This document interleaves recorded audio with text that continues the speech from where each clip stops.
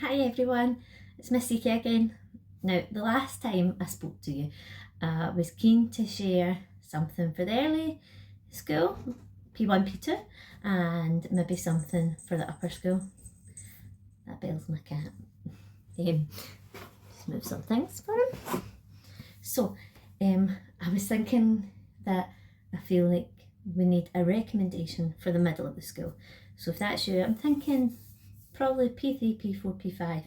And the book I'm going to tell you about is a book that me and my children read as a bedtime story. So the deal was 1 or 2 chapters a night. So it took us a wee while to get through it because it is a chapter book.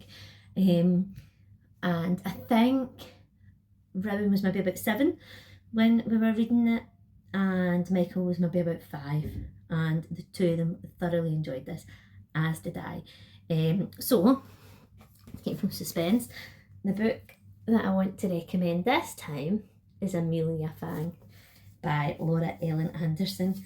As you can see, it's definitely a well-loved book. Amelia Fang is a vampire, but more importantly, she's a girl who goes to school with her friends, and for Amelia, maybe unlike other children going to school, there are mysteries to solve. This is Amelia's pet pumpkin, Squashy, so he is absolutely adorable, and Amelia wants to eventually go to university and practice pumpkinology. She wants to look after pumpkins, but we get to meet some of Amelia's friends.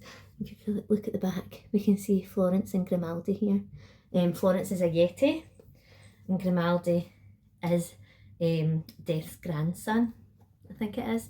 So he's in charge of when any toads unfortunately meet their time, Grimaldi will go and take care of their soul to pass them to the right place.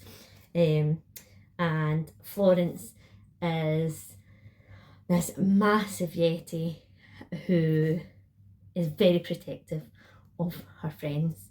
We get to see Amelia Fang in this story. Let's see, it says, when the spoilt prince of Nocturnia captures Squashy, Amelia must plan a daring rescue.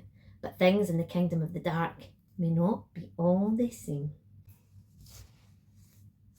So in this book, we get to follow Amelia and her friends, getting to save different people, and plan for the barbaric ball. The best thing for me about these books, like the different characters lend themselves to fabulous voices for reading out loud. So like if it's too tricky for you to read, maybe an adult could read it to you, and the two of you could come up with, or more than 2 of you could come up with some great voices for the characters. I loved the characters in this, and even better, there is a whole series of books for us to get through, and I honestly enjoyed every single one of them, as well as like the great story, the great voices.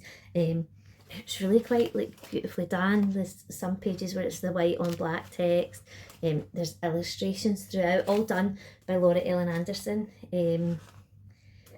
Let's see. One of the things my daughter loves to do when it's black and white illustrations is to add a bit of colour. She's only started this one. So like, whether that's something that you would want to do with the book if you were allowed. You can get these, again, remember you can get them from the library. Don't colour in a library book if you get a library book. But I honestly think that you will love this book.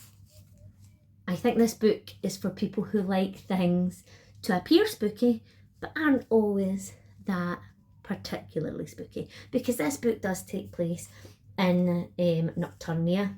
In the other places will take you to other places, including to the opposite area, the creatures of the light, the one visit the opposite where the unicorns live and all that as well, so you get to see all those kinds of characters.